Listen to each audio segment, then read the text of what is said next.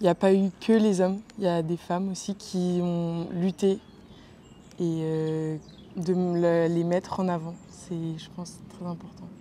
Vous êtes pointés sur le deuxième groupe et puis après on entre.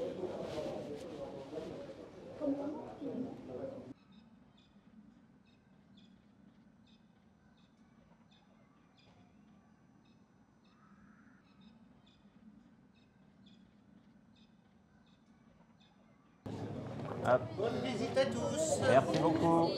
Merci encore. Pouvez-vous nous dire à quoi servait ce bâtiment à cette époque? Comment était organisée la hiérarchie du fort? Merci. Donc vous êtes dans un fort militaire français qui a été créé au milieu du 19e siècle. Et lorsque les Allemands remportent la bataille de France en 1940, ils occupent le fort. Et ils s'installent au fort pour en faire un camp, pour y interner les futurs résistantes, futurs résistants. Et les détenus, vous venez de le rappeler, lorsqu'ils étaient internés au fort, ils arrivaient par la porte qu'on a tous franchie là. Voilà. Ils étaient notés sur un registre avec leur nom, leur prénom, leur date de naissance, leur date d'arrivée, quels résistants ils étaient. Ils étaient inscrits sur ce registre à l'intérieur, au rez-de-chaussée de ce bâtiment. Et ensuite, ils étaient descendus dans d'autres bâtiments qu'on va aller découvrir. Nous laissons le bâtiment de la commandanture et poursuivons notre chemin. Nous empruntons un vieil escalier de pierre. Nous descendons vers un espace dégagé, envahi par les herbes et qui alors tenait lieu de cour des prisonniers et prisonnières. Étrangement, dans cette cour paisible, abandonnée aux herbes folles, l'histoire semble encore habiter ce lieu. Le camp de détention où vos 4 femmes là, dont vous racontez l'histoire ont été internées, elles ont été internées ici. Et pour elles, quand vous lisez leurs témoignages, le fort de Romainville, c'est ce bâtiment-là, c'est les casemates qu'on va aller visiter et c'est cette grande cour derrière vous. Ça, c'est essentiel, cette grande cour. Les Allemands, en fait, quand ils arrêtent les résistants, ils les arrêtent évidemment pas au hasard. Ils les arrêtent parce qu'ils les traquent depuis longtemps, ils savent que ces résistants sont contre la présence des Allemands en France, sont contre aussi ce que font les Allemands, c'est-à-dire assassiner les Juifs d'Europe, assassiner des gens qui souhaitent que la démocratie se réinstalle. Et pourquoi les Allemands organisent les départs depuis les casemates à l'intérieur de ce fort de Romainville? C'est juste beaucoup plus sécurisé pour eux et plus pratique. Les femmes, elles viennent donc de passer leur dernière nuit dans une casemate. Et le matin de la déportation, qu'est-ce qui arrive? On met un camion militaire ou un bus juste devant la porte de la casemate. Vous mettez juste 2 gardes allemands, vous appelez les femmes à l'intérieur, vous les faites monter dans le bus et elles quittent le fort de Romainville. C'est impossible de s'évader, absolument impossible. Et ces bus et ces camions, ils arrivent où?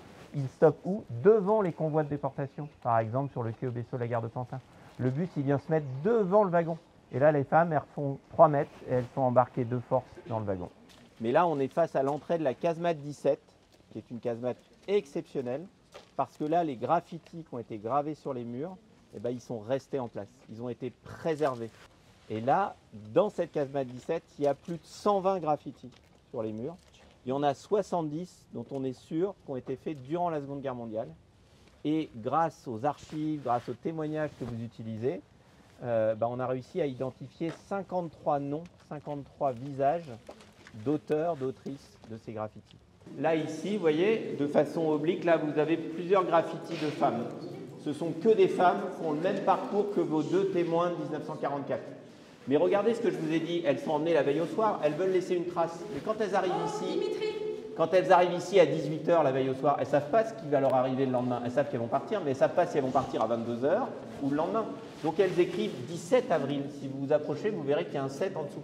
Et le lendemain matin, vu qu'elles veulent laisser une trace, qu'est-ce qu'elles font? Elles corrigent le 7 en 8.